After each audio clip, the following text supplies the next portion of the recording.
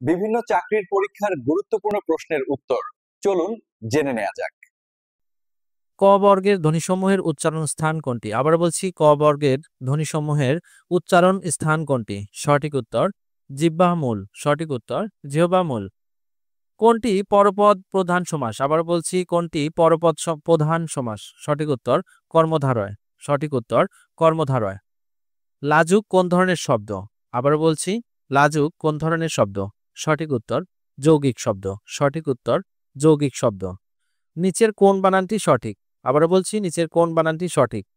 সঠিক উত্তর জিজ্ঞাসা। সঠিক উত্তর জিজ্ঞাসা।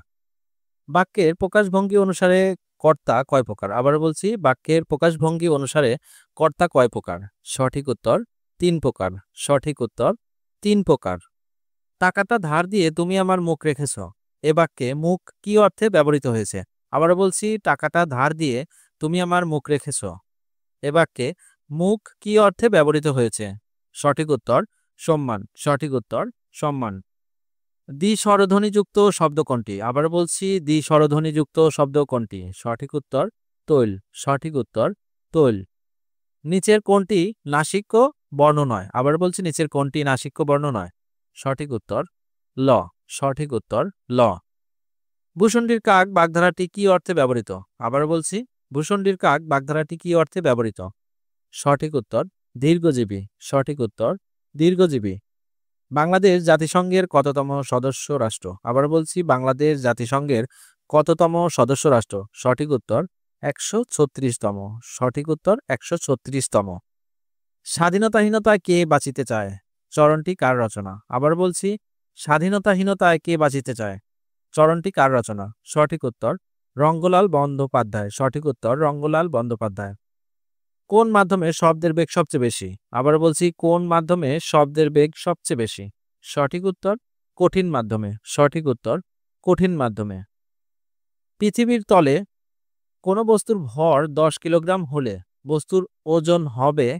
আবার বলছি, পৃথিবীর তলে কোনো বস্তুর ভর 10 কিলোগ্রাম হলে বস্তুর ওজন হবে?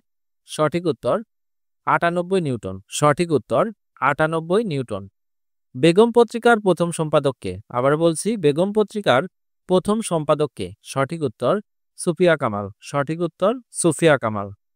সবুজপত্র পত্রিকার সম্পাদক কে? আবার বলছি, সবুজপত্র পত্রিকার সম্পাদক কে? সঠিক উত্তর প্রমোদ চৌধুরী। সঠিক উত্তর প্রমোদ চৌধুরী।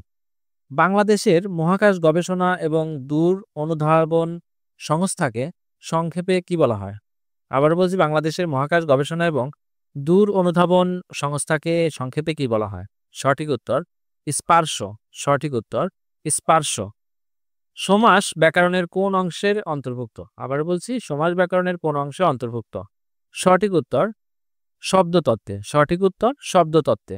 অহরহ শব্দটির সন্ধিবিচ্ছেদ কোনটি? আবার বলছি, অহরহ শব্দটির সন্ধিবিচ্ছেদ কোনটি? সঠিক উত্তর অহ বিসর্গর যোগ অহ। সঠিক উত্তর অহ বিসর্গর যোগ অহ।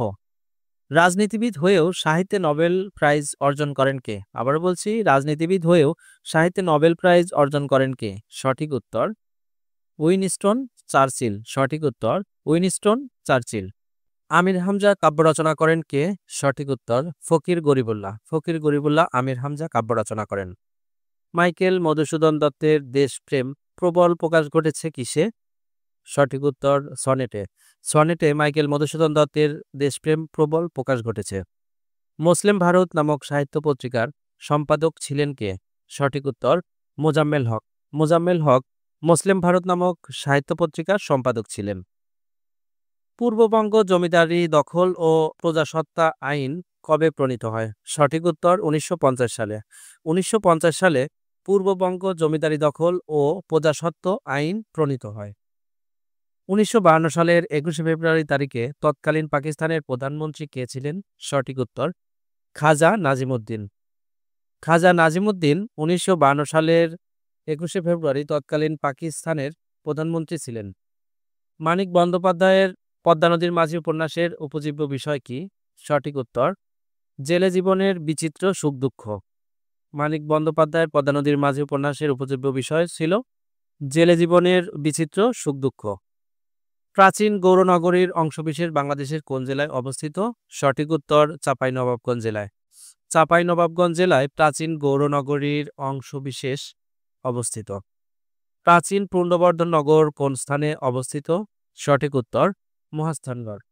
মহাস্থানগড় প্রাচীন পূর্ণনগর অবস্থিত। রাজশাহী বিশ্ববিদ্যালয় স্থাপিত হয় কত সালে? সঠিক উত্তর 1953 সালে। 1953 সালে রাজশাহী বিশ্ববিদ্যালয় স্থাপিত হয়। চট্টগ্রাম বিশ্ববিদ্যালয় কত সালে স্থাপিত হয়? সঠিক উত্তর 1966 সালে। 1966 সালে চট্টগ্রাম বিশ্ববিদ্যালয় স্থাপিত হয়। ঢাকা বিশ্ববিদ্যালয় কত সালে স্থাপিত হয়? সঠিক উত্তর 1921 সালে। 1921 সালে ঢাকা বিশ্ববিদ্যালয় স্থাপিত হয়। জাহাঙ্গীরনগর বিশ্ববিদ্যালয় কত সালে স্থাপিত হয়?